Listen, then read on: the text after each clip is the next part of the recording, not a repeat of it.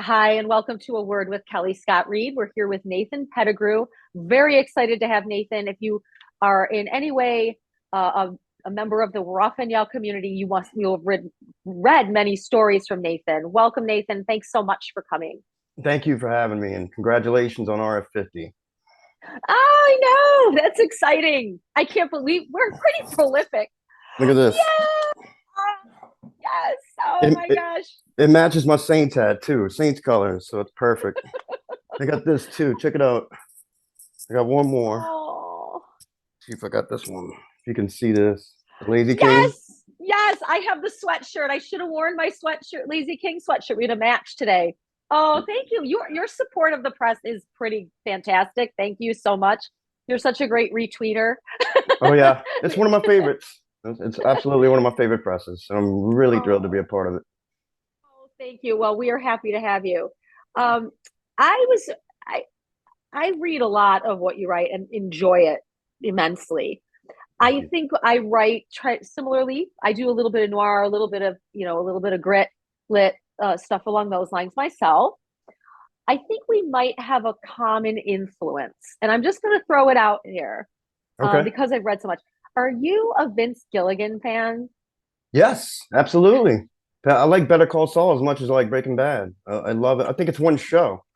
But yeah, I love Vince Gilligan. Absolutely. Yeah. So when I read some of your stuff, I get the vibe. Yeah, There's definitely. a there's an in-depth look at characters, both redeemable and irredeemable. And I love the irredeemable character. I love the person who's just who they are, warts and all, good, bad, and everything in between. Yeah. Um, tell tell the viewing audience who some other influences are of yours. Um, well, Craig Clevenger is one of them. I actually took a writing class with him, I think in 2011. It's been a long time, but he's definitely up there. Jack Ketchum, um, Dennis Johnson's one of my favorites. Um, I don't know if you're familiar with Emmy Proctor. She's actually out there right now. She has a short story collection. She's one of my absolute favorite writers. Absolutely, Yeah, absolutely familiar. she's like one of my favorite writers. That's just a few that I can If think we of. published her, I think we Really? published. Yeah, well, in I'm almost positive, but I'm just going to double check. But I may have not been the person to pick her. Yeah, she's fantastic. Rosalind Barton's a good writer. Um, that's just off the top of my head. I didn't make a list. I'm sorry. No, it's all good. To be honest, I try to draw inspiration from like everything I read, and I find myself rereading short story collections a lot. Those are my favorite. And then a lot of short fiction in the indie community. So that's that's pretty much everything I read. I'll find something to draw from that's inspiring. But You write so many different characters. Your writing had. I mean, I can't even. There's no holds barred. You'll go here, and it's really interesting. Do you draw on real people for that inspiration, or are you kind of in your own imagination with that? that depends. The simple answer is that whatever I see in my head, I try to get it down on page best I can. And good luck with that. But if I can pull it off, I just rewrite the son of a bitch for like 2 months until it's ready to go. It's basically just seeing what's in my head and if I can translate it. But JJ LaRue is a good example. In RF50, there's Yeah. a real JJ LaRue and he lives with me, and so does Brooklyn Hilaire, and so does Kelly. These are real people. So they came to visit us like a year ago, just as a visit because she's a good friend, and it was a weekend. And so I came up with a story in my head because we love football so much. And a trusted friend read the story, and they were like, "Yeah, it's not, there's no conflict, there's no drama. Y'all get along. It's kind of too happy." And I'm like, "Yeah, I mean, I don't know. I just wanted to try something different." And the trusted friend said, "Just put some drama in there. You don't like Kelly. You don't like the dogs. Make it interesting. Make it a problem." And so, and she does live with us now. She did come live with us. She said, I said, "All right, well, you want me to change the names?" She's like, "No, do it real. Go for it." I'm like, "All right." So the story itself is not true, but the situation is true. Right? She came to live with us, and those dogs do live with us. And well, I'll say the part that is true is those dogs' personality. I would bring in JJ right now and show him to you on camera, but he'd bite.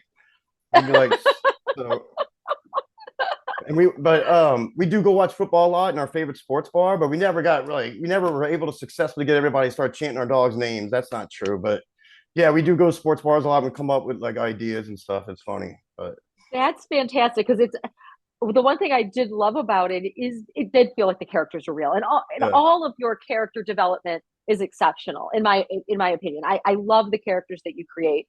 thank you. Wait, I have a great question that I just Okay. wrote down. Oh, because you write opposite gender, opposite sexual orientation so well. What is your process for doing that? Because that's a not easy. It's really just what I see in my head, and if I can relate to, I try to find things that I would relate to in somebody else's shoes, and how would I react in that person's shoes. And that's really it. I just try to imagine it. If I can see it, I'll do it. If I can't imagine myself in someone else's shoes, I won't try it. But as you're saying, it really doesn't matter at the end of the day. It's more about their emotions, how they're reacting to situations or whatever's happening to them in the story. And if I can make that happen, I'll do it. But yeah, it can be a little at the very beginning when the page is blank. I'm like, I'm not sure. Should I write from a male point of view, an older person's point of view? But I like to challenge myself to, branch out, explore Well, other like. you're very talented at it. You really are. You really do Thank you. take on voices in a very authentic way. I It's appreciate very that. nice. Um, I had another one that I just wrote down. Oh, do you have the full arc of your story created from beginning to end when you sit down to write, or do you like make it up as you go along? Do you take a character and build on it, or have you already have the story written? Both. I don't do an outline. Um, so it usually starts with me driving, and if I can see a beginning, a middle, and an end, I'll go from there, and I'll do it as I go. So, for an example, if I see the beginning, middle, and end, I'll start writing it, and then I take that month or first 2 months just to get to know the characters, see how would they react. I try not to force anything. Sometimes the ending or the middle may change based on that, but it's Mhm. it's usually just seeing like a not an outline, but the gist of it, and then trying to just write it out as I go and Mhm. figuring it out as I go, who they are, what they're doing. Um, I don't know if that answers your question or not, but Yeah, it's it does. it's I I, I get that. I have a hard time writing because I'll have I can't. I have a very difficult time writing with a full story already done. yeah, So sometimes I'll start with a kernel of an idea and just yeah, take it, just because my brain meanders. I can never stick with the right, storyline. That's why yeah, writers of short series, like we were just talking with Saul and Breaking Bad, it's so impressive to me yeah. how to make each episode fulfilling and then have the whole arc be intact. It's crazy. That's I rewatched that show so many times. That's you were talking about influences, and you had already mentioned them, so I left them out. But that is a main influence. Mhm. Just yeah, what you just said, how they're able to do it an hour and then the whole season, and it's definitely I definitely studied and watched that show over and over to try to learn that. That's There have been uh, times when I've actually gone and read the script. So I was a huge X Files fan as well. okay. Obviously, Vince Gilligan is also there. And so my son brought me an entire book of all the scripts from the X Files Really? for a Christmas gift. So I can and it's the best reading. So that's the It best is Christmas present. yeah, Yeah. my son knows how to give a gift. He's like, Mom loves the X Files. Let me grab her the written part, like because I like the writing. Everything else be damned. I'm kind of like, Right. okay, that's fine, but the writing just kills me. It sticks out so much how well done it is. That's Um, fantastic. very cool. Now, when did you first realize for you that language had power? Oh hell, man. I guess well, here's a good one. Um, I'm gonna go with all right. So the first time I was ever introduced to like serious reading and short stories, it was called I can't remember the author, man. I feel like an ass, but it's the most dangerous game where they basically hunt them in the woods, and we read it in fourth grade, and so it was in fourth. Yeah, this is fourth grade. So in fourth grade, I was like, I love this. I like to read, and I try to do it in a memo pad at recess, make my own stuff.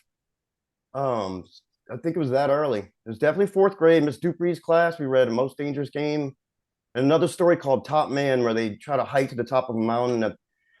if I remember, they all start dying one by one, and that's stuff like when you're a kid. And then my mom introduced me to a book called Communion by Whitley Strieber in 1987 Mm. about alien abductions. And it was supposed to be based on a true story. I don't know if that's true or not, but whether it's true or not, it was the scariest book I ever read. I was too young for it. And then I ended up sleeping in my mom's couch in her bedroom for about a year. They put me through therapy. I'm not kidding Did they you. really? Oh, Yeah, wow. I I, Wow. I had a hard time with that freaking book because it was so visceral, so real. Like I could see the aliens coming in. Alien abduction is not my thing. It's not my favorite subject. I don't write about it. I usually don't read about it. I mean, I hope they're out there like anybody else. The X Files was cool. I can watch the X Files, but that book was Yeah. it's one of the scariest book I've ever read. Yeah, Well, I wrote it down. So, definitely. because I figured if you read it, I would probably enjoy it. Now, yeah, that's kind of stuff scary. I read way too adult stuff for me. I was like at 9 years old reading like Right. Stephen King and all types of stuff. But my parents were cool. They were like, no, take it, Yeah, read mine too. it. Yeah. And it's like, and yeah, some of the time it rattled me and I would have Right. pretty vivid nightmares. And there's still things that kind of freak me out that you would read at too young. You're like, is that real? That's crazy. Um, but in terms of influences, when I think of the things that permeate us, do you think that the genre chooses you or you choose your genre? Uh, Genre chooses you. I'll give you an example. The first short story I ever published was a horror story. Um, I'm like, okay. Well, I never had anything published. I was very surprised to even get the acceptance. And that magazine is no longer around. This is like in 2010 or 11. I'm somewhere around there. I'm like, well, if I can do horror, that's what I'll do. I'm horror, but I didn't read a lot of horror, so it kind of felt odd. I love crime fiction. I love reading crime fiction. I love writing crime fiction. I just finally said, look, this is you. For the most part, like I said, I try to branch out, but crime fiction is my absolute favorite. The movies, Heat, stuff like that. Mhm. Um, yeah, any kind of crime show is it's right up my alley. So, what are you working on now? Like, is there any, first of all, tell us what you already have out there because I want people to be able to go find your work, Okay, and then tell us what you're working on. we have this out there. This is the Yay. RF Charity Anthology, which goes to the Trevor Project. I have a story in there. This is a great one. I have also, this is where we became anthology mates. Yes. This is another charity anthology. I think it benefits Planned Parenthood. So we all had stories in this one. This is, oh yeah, these are both published by, this one's you guys, also Outcast and Anxiety Press. Yep. This one's Yep. Outcast Anxiety Press. Um, it's been kind of a crazy week. I had a story come out with RF50 on Sunday, and then on Monday, the company I work for, I have a day job with a healthcare company. They asked me to write a Halloween story for the company in their newsletter. So that got published in two parts yesterday and today. So I have that out. It's just a funny, silly one. It's not like serious. It's just something about Yeah. the team that I work on, and there's a killer on the team. You have to figure out who's killing everybody. And then today drops the Craig Clevenger Diner Nor Antho through Outcast. I have a story in that. I didn't even know it was coming out. I did all my retweeting this morning. I do it in the morning time and just get off and go to work. Yeah. And as I'm retweeting, I see it's out. I'm like, it's out. I'm like, I had no idea. Oh, I have to write that. I had no Me idea. neither. I found out today as it comes out. So I had to make that last tweet. I had to go get back on Twitter like after I'm done with it. Because I have like a real routine. I get all my coffee. This one's getting cold, by the way. I get my coffee, do the retweeting, everything I see I like, I retweet, get off, go to work. And then yeah, and I had to retweet it like at around 11:30 my time. You're in the same time zone as me. So right before lunch, it comes out. I'm like, oh, okay. So I have that corporate story, RF50, and that all in 3 days. I'm just like, and the interview. So hey, that's what's going on with me right now. So good to speak with you in person because Yeah, you too. the stuff that you write, it's just I love it, and I'm so happy that we get the gift of your gift because it really is. It's wonderful. Are you working on anything right now? Anything coming out soon? I just finished putting together a short story collection. That was a nightmare. Because you're always I don't mean to laugh at the way freaking you said it. nightmare. I'm just, yeah, I'm basically trying to follow that pattern or example of writers where they release their debut short story collection and they put out a novel 2 years later or something. I'm working on the novel now. I'm halfway through it, but the short story collection I just finished, it was a nightmare. Um, I had like I didn't know what to do. Like, do I just take everything I've ever published, stick it in something, or do I make it themed? Do I make it like so I finally cut it down to 13 stories, just the best ones, and because they're all connected. And I'm hoping to get that out in the next year. But I haven't really started anything serious as far as submitting it yet. I'm just kind of relaxed from like I don't want to look at it for a while. Like I just finished it. It took forever. That's what I was really working on all year.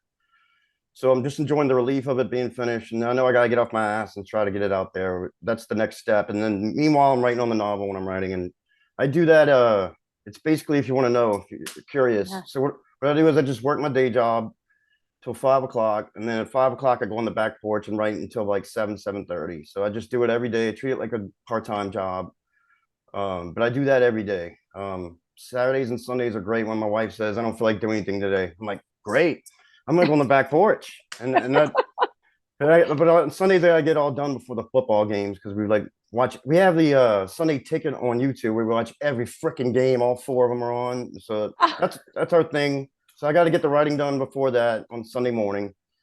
And I usually just, do that around 11 because the games start at 1 our time. So about 2 hours on Sunday morning. Yeah. Yeah. That's what I'm working on now. And that's how I do it. And I don't know. I just Where love can it. you can tell there's definitely love in your work, in all of your work. And where can people find it? Where can they go and purchase your books, your read your work? I do have an Amazon page if people are interested, and everything that's in print and in Kindle is on there. But I do have a lot of stuff online as well, and I mostly advertise on my Twitter page because Okay. Facebook I gave up on. I'm just like, oh God, because it's all I don't know. It's my parents. My parents are on there. They're friends. Like people like grew up babysitting me are now on Facebook, and it's just like, oh God. And plus, no one, everybody that likes the stories, it's just like friends and I'll take any reader where I can get a reader. Like I'm glad my friends check it out, but some of them say they do and they don't. You want people actually like to read, so I find Twitter way more successful as far as getting strangers and other writers to read anything I put out. So it's mainly Twitter. Instagram, I gave that a shot. It's really only a lot of celebrity nudes. I'm like, all right, whatever. Let's get off this. I'm trying to move on to I'll go on every now and then because I know that RF Public and Outcast they'll put on Instagram. I try to like it as much, but I only go on Instagram like once a week. Mm-hmm. And I'm about to make the jump. I'm staying on Twitter, but I'm about to join the Blue Sky. I just have to get it all set up. You know how that pain in the ass to get all that started up again. But I'm doing it slowly but surely. I'm gonna try to get the followers and I'll start posting. And well, as soon as you're up, tell me because we're there in social press. But what's sad is that we loved Twitter for what we were doing. It was perfect. It is. And now it's like I'm not seeing a lot of folks. I see you because you retweet. Yeah. So we kind of have that, still have some communication. But there are people that I have formed relationships with on Twitter that I'm like, where did they go? Where'd they go? Some left, but some just like the algorithm got kind of messed up. So I'm trying to build it back. But all right. Well, I am so appreciative of you coming on. Thank you so much. This has been so much fun. It's like talking to an old friend, which has been kind of interesting to me. I can't wait till everybody else gets to see this. Thanks so much for coming. Thank you. Happy Halloween. Happy Halloween.